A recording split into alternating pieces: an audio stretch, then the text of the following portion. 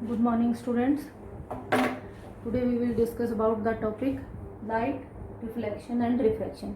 हम अभी तक इसके टॉपिक पे 2 वीडियोस कर चुके हैं और जो लास्ट प्रीवियस वीडियो था उसमें हमने क्या डिस्कस किया था, इमेज फॉर्मेशन के कुछ रूल्स को हमने डिस्कस किया था. तो now today we will discuss about the image formation in case of concave mirror when object beyond C. जब ऑब्जेक्ट सी से परे है तो कनकेव मिरर में इमेज फॉर्मेशन कैसे होगी वो हम देख लेते हैं.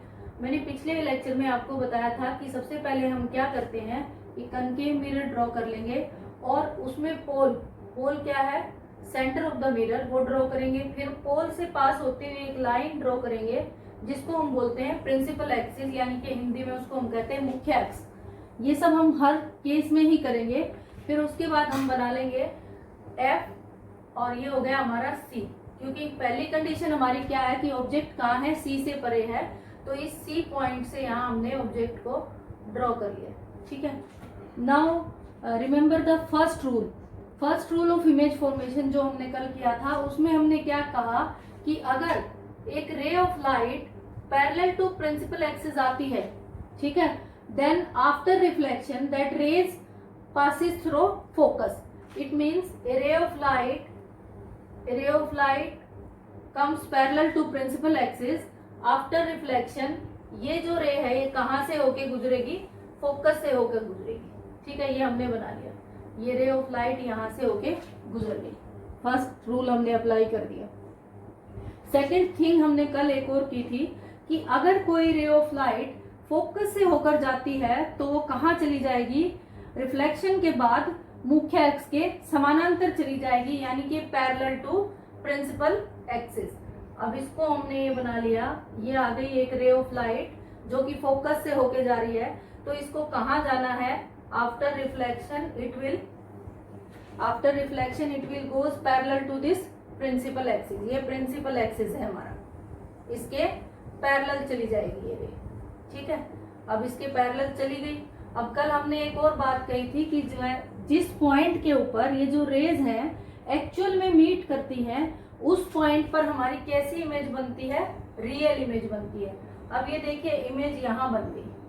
इमेज को मैंने नाम दे दिया A डैश B डैश. ठीक है, इमेज बन गई. अब ऑब्जेक्ट था हमारा C के ऊपर. अब इमेज कैसी बनी, कहाँ बनी, उसकी कैरेक्टरिस्टिक्स हम देख लेते हैं. इमेज की सबसे पहली बात तो इमेज कहाँ बनी, C और F के बीच में. Image is formed between C and F, between C and F. ठीक है. एंड द नेक्स्ट थिंग, दूसरी बात क्या आ गई, इमेज कैसी बनी, इमेज कैसी है, रियल, क्योंकि मैंने आपको कल भी कहा था if rays of light meet actually then image is real.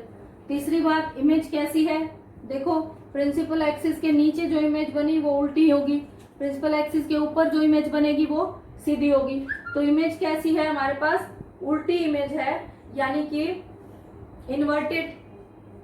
English में क्या लिखेंगे हम इसको, इन्वर्टेड है. ठीक है.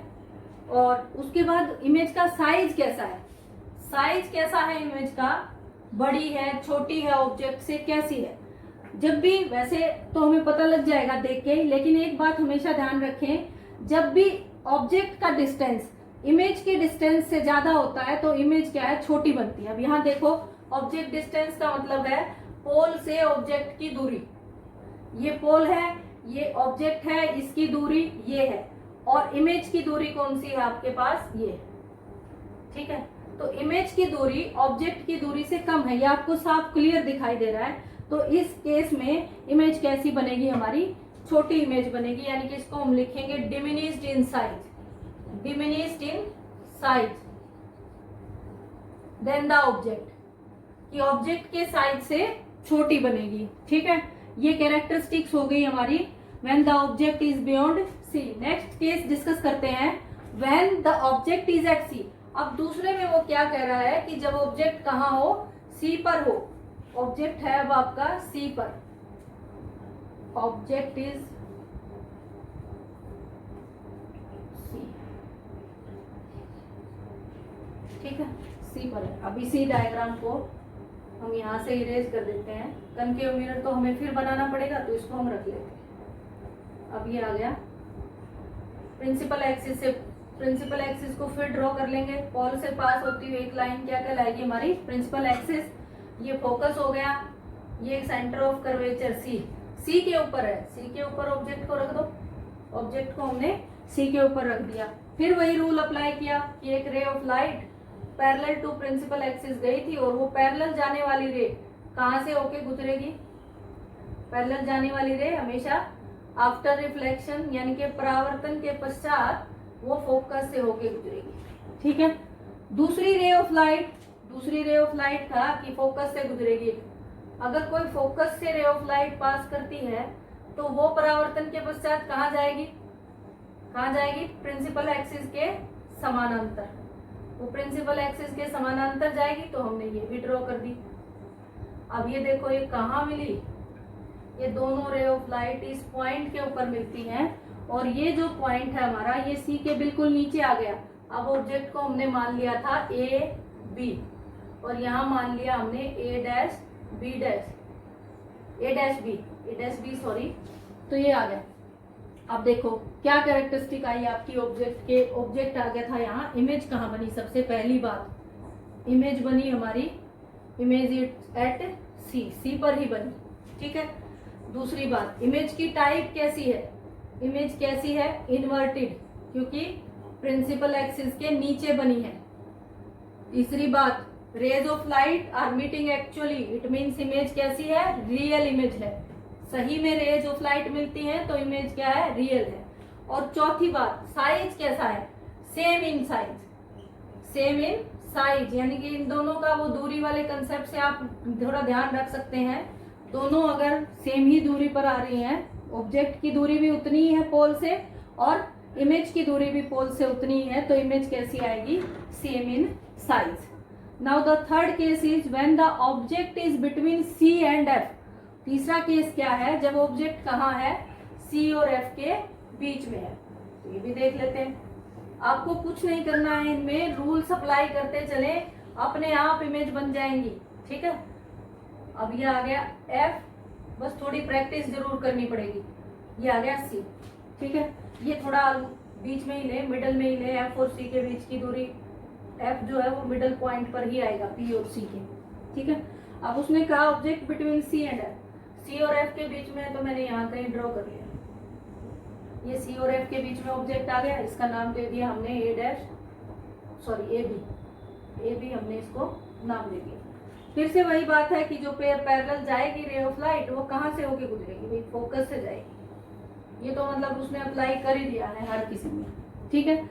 और दूसरा जो फोकस से होके जाएगी वो कहाँ जाएगी, पैरेलल टू प्रिंसिपल एक्सिस जाएगी। तो ये आगे फोकस से होके ये लाइन जारी है और ये लाइन रिफ्लेक्शन के बाद कहाँ चली जाएगी, हमारी प्रिंसिपल एक्सिस के समानांतर चली जाएगी। ये लाइन जाएगी प्रिंसिपल एक्सिस के समानांतर, ये ऐसे आ गया और ये हो गई। अब ये कहाँ मिली जाके, इस पॉइंट के ऊपर, इस पॉइंट पे मिली है, तो हम यहाँ पे क्या ड्रॉ कर देते हैं, लाइन ड्रॉ कर देते हैं प्रिंसिपल एक्सिस के नीचे। ये जो लाइन है ये किसकी है, ये साइज ऑफ इमेज को बता रही है। ठीक है।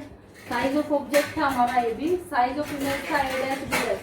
यहाँ से भी क्लियर है। अब देखो कि अब प्रॉपर्टीज देखेंगे हम। ऑब्जेक्ट देखो, सबसे पहला तो ऑब्जेक्ट कहाँ है, सी एंड एफ के बीच में।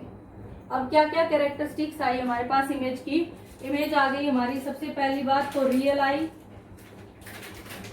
आएगी क्योंकि बेस एक्चुअल में मीट करे। फिर प्रिंसिपल एक्सिस के नीचे है तो इन्वर्टेड है।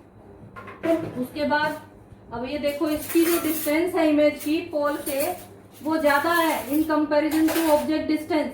तो यहाँ भी क्लियर है और वैसे देखकर भी क्लियर है कि साइज क्या है, large in size, larger than the size of object, object के साइज से बड़ी है। And the third one is magnified image है, ऑब्जेक्ट के साइज से बड़ी है। और बनी कहाँ है आपकी, सी से परे यानी कि बियॉन्ड सी इमेज आपको मिली है, बियॉन्ड सी। अब देखो सी पर था ऑब्जेक्ट, जब ऑब्जेक्ट सी से परे था तो इमेज सी और एफ के बीच में मिली थी। ये भी एक बार थोड़ा रिकॉल कर लेते हैं, उससे हमें याद हो जाएगा। इन तीनों केसेस को लिखते हैं। देखो ऑब्जेक्ट था सी से परे इमेज कहाँ बनी, सी और एफ के बीच में, सी और एफ के बीच।